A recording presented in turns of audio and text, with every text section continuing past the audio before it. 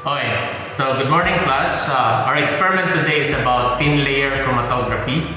Now, chromatography is a more advanced method of separating components of mixture aside from recrystallization, solubility method, what else? Filtration. Okay.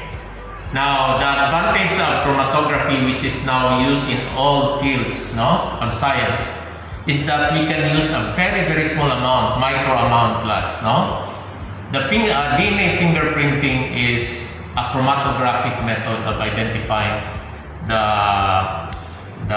genetic makeup of a particular individual. Okay, so now we're going to illustrate through this experiment. Okay, how this technique and why this technique is more advanced and very important. Okay, in identifying components of the mixture. So in chromatography, there are two phases involved, the stationary phase and the mobile phase. So the mobile is usually a mixture of solvents. So in this case, our mobile phase is composed of 5% acetic acid in ethyl acetate. So you have the two components. The reason for that one is to adjust the polarity. Okay?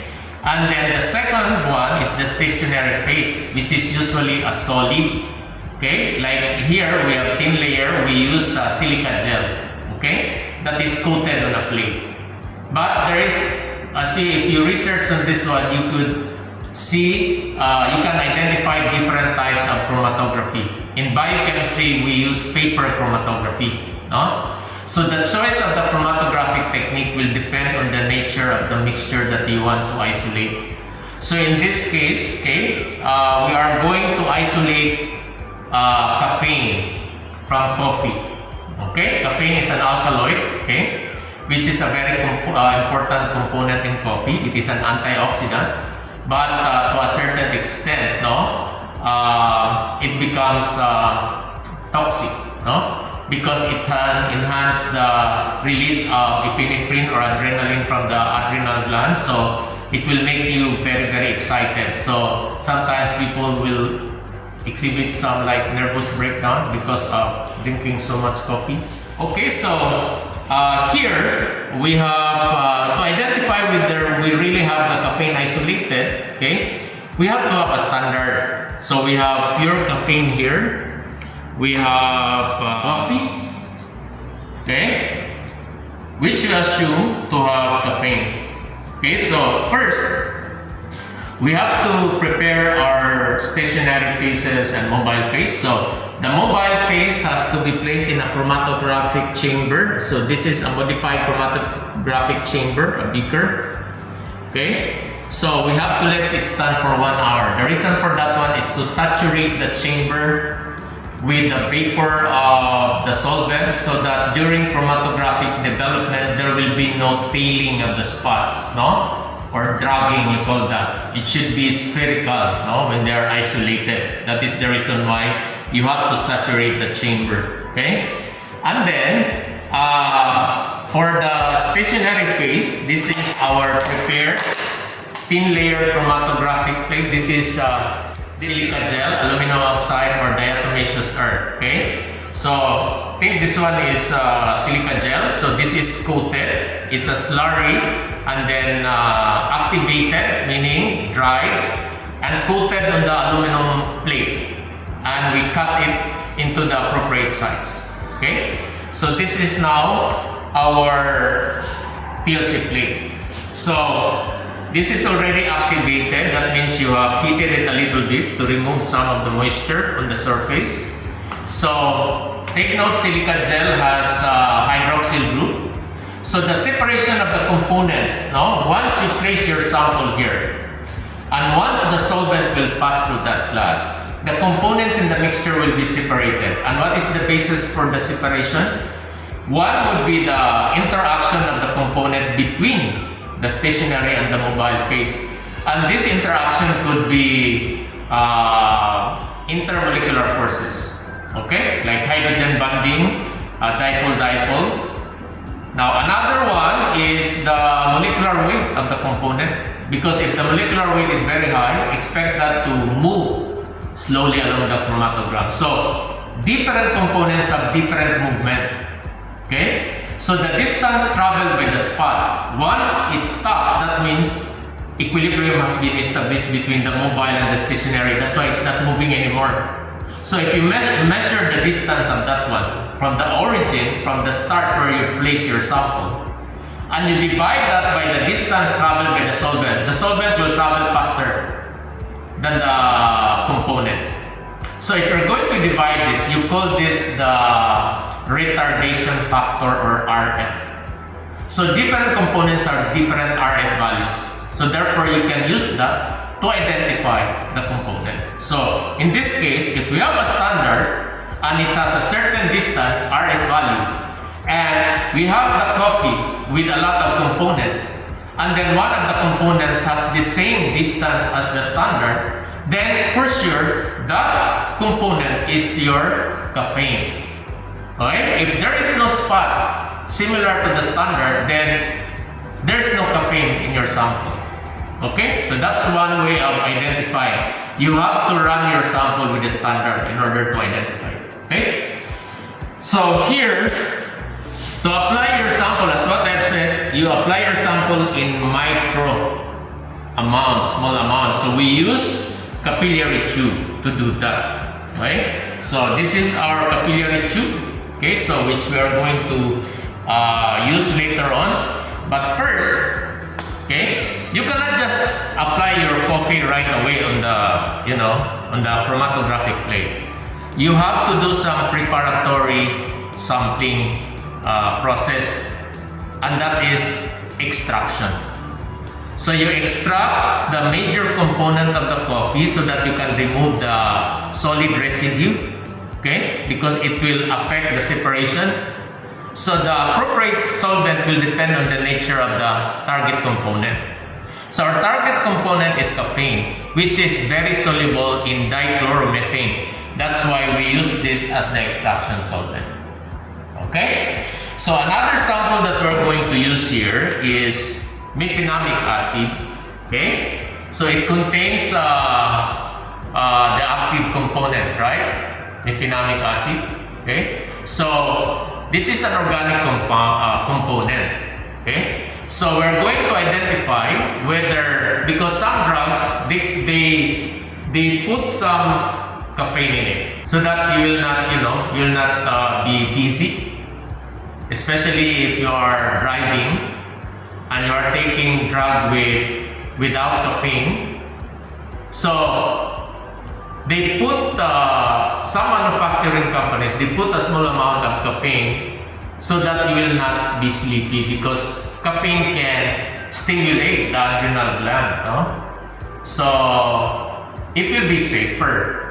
No? That's why the advice of the doctor is that do not take hallucinogenic drugs, like especially for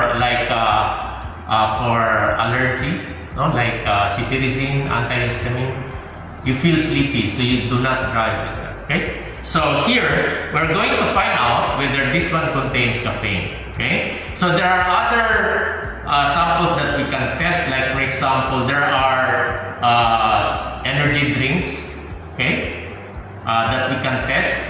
Coke, we can also test that. But here today we only have this and coffee. Okay. So for mefenamic acid, we're going to use ethyl alcohol as the extraction solvent. Okay. So we have to prepare our sample first. So for mefenamic acid, okay, if it is tablet, then you have to pulverize it. But I think this is already powder, so you don't need to pulverize this one. All we have to do is just place this in the test tube. This is for analgesic. Okay. So we'll open the capsule. Okay, so we have the powder, so you can place it here. Okay. So we already have this one. Okay. And then extract. Okay, extract the active component using ethyl alcohol. Okay, so we use ethyl alcohol. So we just have to place enough of this one. Okay, so swirl it to extract. and then we have to let it stand so that the liquid will be above the solid. So assuming your caffeine, if there is caffeine, has been removed already. Okay. Now we can also use dichloromethane in this case, because dichloromethane is caffeine is soluble in dichloromethane. Okay, but we use ethyl alcohol here to lower. Dichloromethane is highly toxic. So to lower the toxicity, we just use ethyl alcohol, which is less toxic than dichloromethane. Alright, so we let it stand because we cannot see the liquid level yet. So we just have to close this to lower the evaporation of the solvent.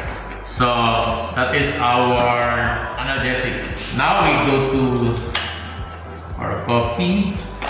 I'm not sure if this is powder. So if this is not powder, then we have to pulverize this one. So we pulverize it glass powder, but I think it's already powder. So we can now extract this one. So we have the sample. So this is our sample.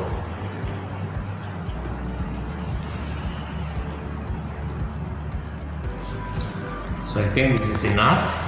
And now we can use dichloromethane to extract this. Okay, so you swirl it to extract the dichloromethane. Okay, so let it stand. Okay, cover it because dichloromethane is volatile class. And then we have our standard caffeine. Okay, so for the caffeine, it's our standard. So since this is pure, we just use a small amount. There, it's enough. And then we place our dichloromethane. Right? So this is our standard. So you see, it's very soluble plus. It disappears right away. Okay, so we have now our coffee sample. You see, you have the dichloromethane there. And then we have our analgesic. So we already have the liquid on top. And then we have the pure caffeine. Okay? So the mobile phase has been saturated already for an hour. So that means we are now ready to apply our sample. So what you're going to do here, we use the capillary tube. So this is our capillary tube. So in order to have the same starting point, we have to trace, okay, our TLC, okay, with a pencil. Do not use ball pen. Ball pen contains a lot of organic components which can also be isolated by your mobile phase. So it will create a confusion, right?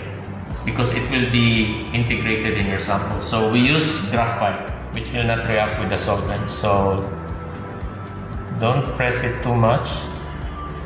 So that is about 0.5 cm from the edge. Now you place your sample. We have 3 samples, so they should not be very close, no?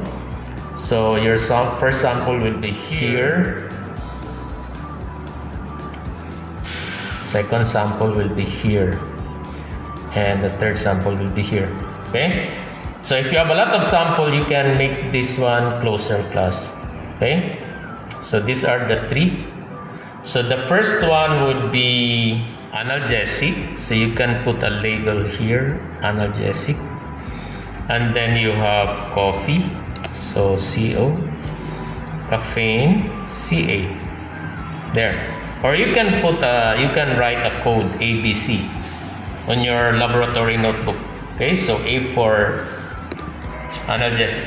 Okay, so here, when you apply, you are not going to hold. This is very important class. Do not hold your TLC plate with your bare hand because our hand has a lot of amino acids. Okay?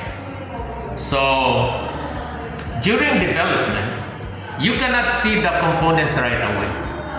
Some components can be seen, right? But others cannot be seen. Okay. It started actually with German scientist Chu. No? That's why it's called chrome, meaning color, separation of colors. Okay. But now we use detection reagent to make the spot visible. So for alkaloids like caffeine, the best visible reagent is Dragendorf reagent. You have to research what are the components of Dragendorf. It's an iodoplatinate actually. Okay? But there are also general detection reagents like vanillin is a general detection reagent. Iodine is an oxidizing agent, so any compound that has carbon can be oxidized. So you can also use that as an option. Now today we are going to use Dragendorf to make it visible. It will give an orange spot color. So I think we're ready. So we have the capillary tube. You don't need to apply large amount. So we'll use our analgesic first. There, okay? So if you are not very good at this one, you do some practice first, no? Because you cannot put so much. Because putting a lot of sample will cause dragging or tailing also. So that's why we are going to place only very small amount. So there, you already have the liquid. Now you can do the sampling technique because you have to control. So when you apply, okay, look at the position of my hand. Okay, so do not press this too much. There, you already have your sample. Okay, so you can apply twice. Wait for the solvent to evaporate a little bit, and then you can apply again, small amount. There, okay, so that's it, good enough. Now let's go to the second sample. So you have to use another capillary tube for that. So this is now the coffee sample. Alright, so we have a little bit of a problem here because we have the solid on top. So I hope we get only the liquid component.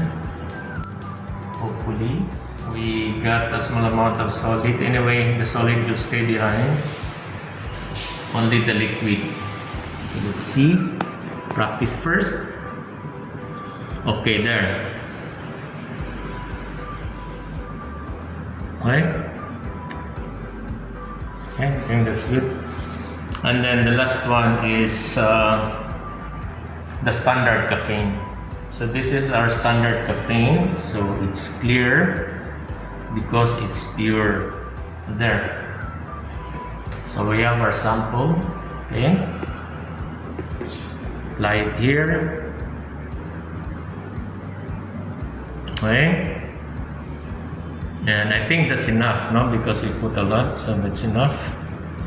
So dry for 1 or 2 seconds, and then use the forceps. So when you prepare your mobile phase class and it's already in the chamber, do not disturb the liquid. That is very important. You just let it stay there for 1 hour, okay, to saturate it. So now when you apply this, you have to use the forceps. Do not use your hand. Open this one slowly. Okay. So place the sample there and drop. So there. And then close it. You would notice that the solvent, as you can see, is going up. Okay. So that is the mobile phase carrying the sample now. So when the solvent line is 1 centimeter below the edge, the top edge, then you have to stop.